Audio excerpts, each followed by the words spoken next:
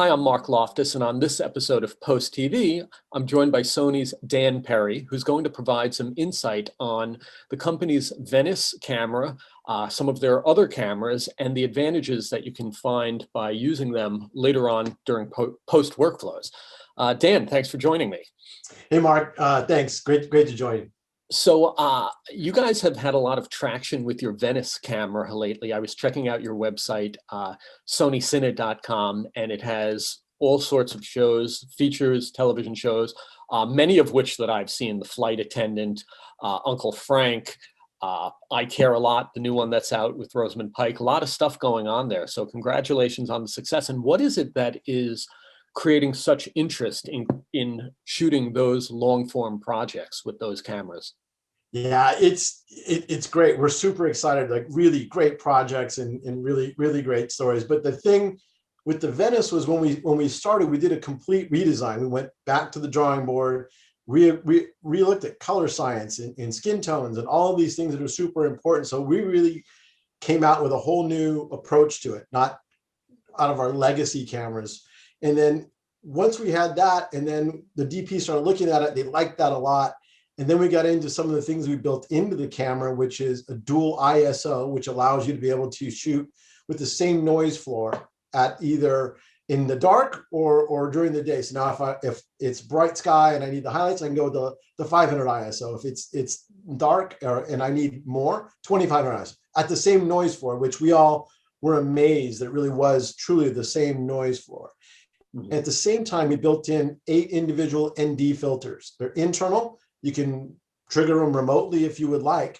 But now that idea that I can move very quickly through the day and I can put in ND filters and I don't have to stop and put something on the front of the lens, super popular with both the DPs and production because it saves time. You're able to move faster.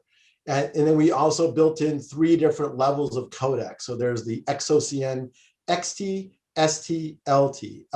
The ST is the most popular.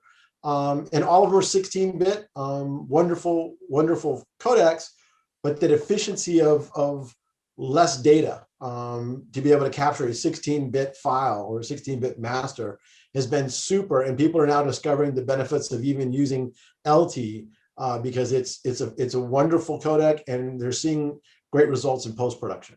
Mm-hmm. The cinema line extends beyond the Venice. Obviously, the Venice is, well recognized there, but you have the FX9, FX6, and you have a new model that was just introduced recently too, for those that want to get into cinematic type of work. Can you talk a little bit about the new FX3? Sure. And just to go one step back on the cinema line, we've kind of always done it, and this was more of a formal way of grouping the cameras together, where you had the FX9, the FX6, and now the FX3. But the idea is to give tools at different price points, different styles of shooting, different prioritizations, but be able to work together in a system. So if you're able to shoot with an FX3 as a crash cam with a Venice, that would go very well. And you kind of, in the cinema line, the Alpha, the A7S3 is kind of an honorary member because there are a lot of people using the A7S3s in conjunction with Venice or as A cameras for projects.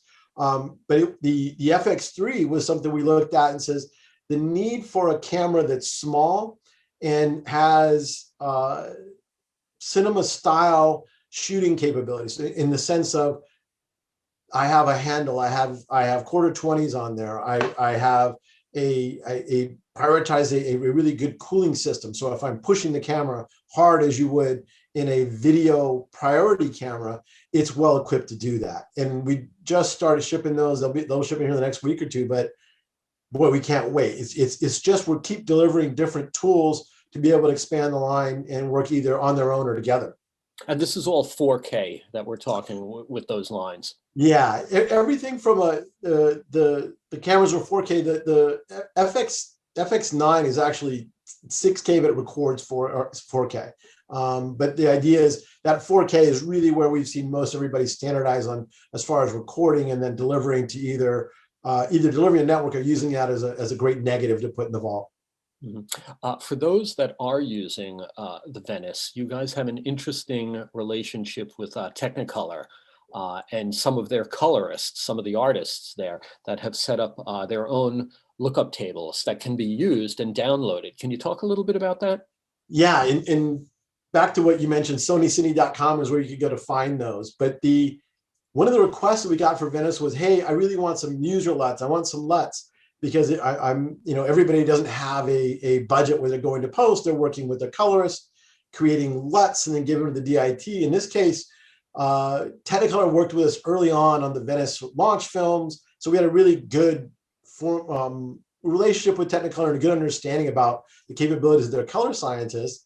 And then also their colorists. They have talented colorists. So we went to them, said, hey, can we work together on this? And so we came up with a set of LUTs, and they're available to you to go out there. Some are really stylized. Some are really a good starting point, as opposed to just looking at a log signal. So if you wanted to use some of those and start there and then go into grade from there, it allows you to do that. But if you go there, we have samples, footage, sample stills that are sample footage. You're able to go down and play with those. But so far, response has been super popular, and it's one of those things that we needed to add to the Venice. And that was all right around the 6.0 launch of our software, which included .art files, which is an improved LUT, a LUT that we can put into the camera.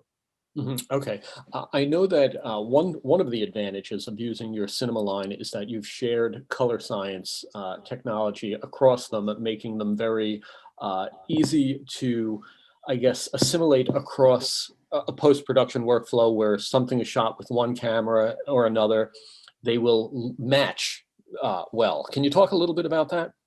Yeah, I kind of relate it to them all being the same religion, maybe not the same exact church, but it's the same religion. So there's a lot of similarities there. So when you get into post, instead of trying to make one camera look like the other and another manufacturer's interpretation of blue or red, that now it's all the same overall, different performance characteristics in the cameras, but now you're able to match those much easier and spend more time getting quickly into the creative decisions as opposed to just trying to fix them to get the cameras to match. So we've had some pretty big shows and productions using them, and the response has been positive, because as much as the Rialto, where we separate the block and we're able to put that into unique places, the idea that I have another small camera and I can stick several of them somewhere and get something out of that and be able to go to post and not spend a bunch of time has been really, really, really, really powerful. You talked a little bit about the codec, and I wanted to maybe revisit that, just the efficiencies that people can find by using it. Is it the XAVC? Is that what you're using? XOCN. So it's the X stands for external original camera negative. We really wish it was called something more like OCN or SOCN, Sony Original Camera Negative. But that X part is, we really kind of have X in all of our codecs. So it just kind of was a legacy of some of our other codecs. But the idea of XOCN is the ability to create super high quality 16-bit images and then select which flavor you need depending on what you're doing. If you're doing a lot of green screen or a really big budget movie, then it's probably XT. Most of the stuff out there that we see is done in ST. And that ST is 30% lighter than our original RAW with the exact same performance. So now we're saving 30% on the cards that go in the camera. We're saving 30% of time to transfer, 30% hard drives, 30% LTOs, so on and so on and so on. Go ahead. I was going to say, is that the camera that is then selecting that, or is it captured in the higher end and then you're just using the lower, the lower? Yeah, in just to be clear, sorry about that. It is only in the Venice. The XOCN is only available in Venice. And then the next one down would be the LT, which we've had quite a few television shows. As they get into it, they're looking at that bit budget and they're able to do it on the same bit budget that they would do with other competing codecs that would be only HD quality. So that post-production budget depends so much on all of those factors, and that LT is really doing that. And to your point, so that if we go down to FX, FX9, FX6, FX3, those all use something called XAVC. That's a compressed video codec. But S-Log3 is in all of those cameras. So S-Log3 is in there. So that that gives you a really strong way to be able to match those cameras back. The codecs, again, themselves in the Venice is capable of recording XAVC as well. But we found most of the people that are on Venice are recording using one of the XOCN codecs. And then the smaller cameras, XAVC, whether it's I or long op, they're choosing those different codecs. Okay. I know you've been with Sony for many years, you were saying, and typically this is like getting ready for the NAB time of year, although it's not happening earlier this year. Is there stuff that we can look forward to with Sony in the months ahead, either towards the fall or anything that you can talk about now? I'm springing it on you kind of unexpectedly, but can you tell us anything about the year ahead? Yeah, no, it's amazing this year how we pivoted as a company and started moving things to online. And we saw, benefits and not. I mean, again, we didn't do major trade shows, Cine Gear, all those things that we normally used to. We really missed those opportunities to be in person. We took a little bit of that and started doing a lot of, as we all have, Zoom calls, panels, discussions, which was really cool because people were available because they had time now. So we could have really meaningful discussions with DPs and directors and people who are part of the whole process that would normally be on to the next project and probably wouldn't have time. The NAB stuff I just saw recently, we're discussing what we're doing, but I think there'll still be something in those April months coming up. We'll do stuff, but it's still new to us all, trying to figure out what does it all mean. Definitely as we go forward, we still think those milestones, those trade show milestones will still be a part of our plans. And when we announce things, we'll stick to a similar schedule. Cool. We mentioned it before, but for those who want to know more about your cinema line, what website could we direct them to? Yeah, it's super simple. It's sonycine.com.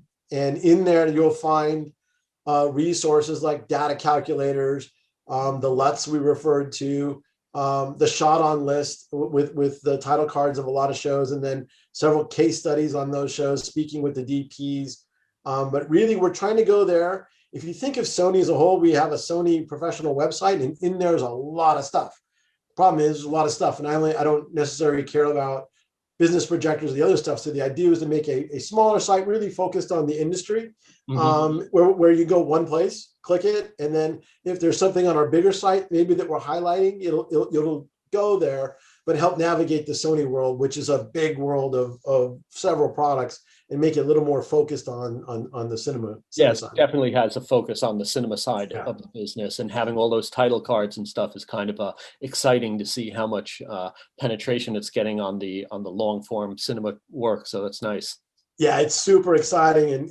And again, when we talked about the Venice, the idea that we listened very carefully on the front end, and because we listened and executed, our engineers in Japan executed, we're having great success, and they're super happy because everything they learned and input has been responded by DPs and people accepting it, which they work so hard. They work so hard on this stuff, and they really get so excited when they see big projects that are well recognized and identified in the world. They're going, wow, that was us. It's really cool.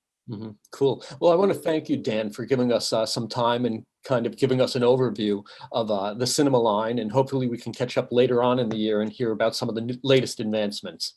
Absolutely. Yeah. Stay tuned. There's always new stuff coming, but love to talk to you again whenever our next big thing comes out. Great. We'll have to keep in touch. Thanks for your time, Dan. Right on. Thanks, Mark.